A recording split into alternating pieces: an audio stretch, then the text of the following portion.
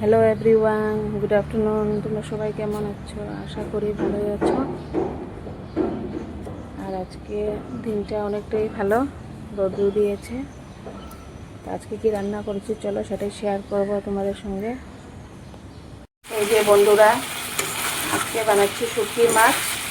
বেশ অনেকদিন হয়ে গেছে শুটকি মাছ বানাইনি, তার জন্য আজকে ঝিঙে আলু আর শুটকি দিয়ে বানাবো অল্প মাখো মাখো।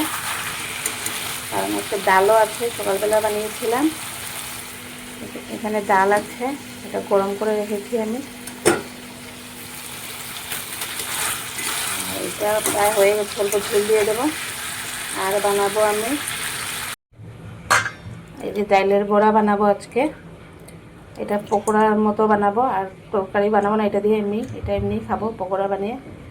আর তার সাথে আমি এখানে এই যে চাউলও দিয়েছি। চাউল দিলে অল্প মুচমুচে হয়, খালি ডাল দিয়ে বানালে ভালো হয় না, স্পঞ্জি টাইপের হয়। আর চাউল দিলে অল্প মুচমুচে হয়, তার জন্য অল্প চাউল এক মুঠ দিয়ে দিলাম।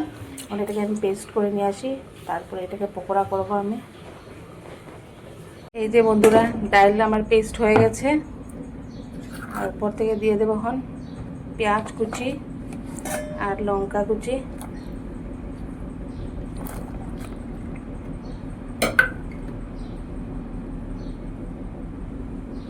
আর দিয়ে দেবো আমি হলুদ গুঁড়ো,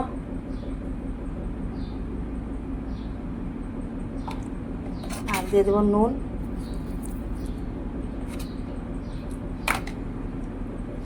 আর দিয়ে দেবো আমি ধনিয়া পাতা।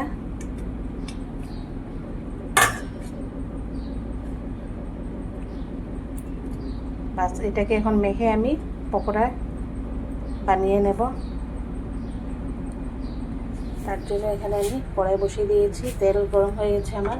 আর এদিকে আমার এই যে তরকারিটা হয়ে গেছে, শুটকি তরকারি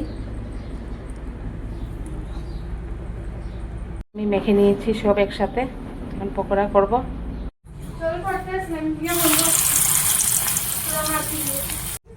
এই যে এখন আমি পকোড়াগুলো বানিয়ে নেব। তেলটা গরম হয়ে গেছে অনেক, গ্যাস কমিয়ে রেখেছি আমি বন্ধুরা। আর এই ডালি বড়াটা না খেতে অনেক ভালো লাগে,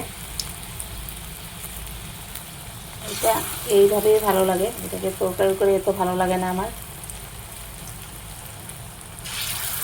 বন্ধুরা, তোমরা কে কী বানিয়েছো? আমার তো এইটাই হলে আমাদের খাওয়া দাওয়ার স্টার্ট।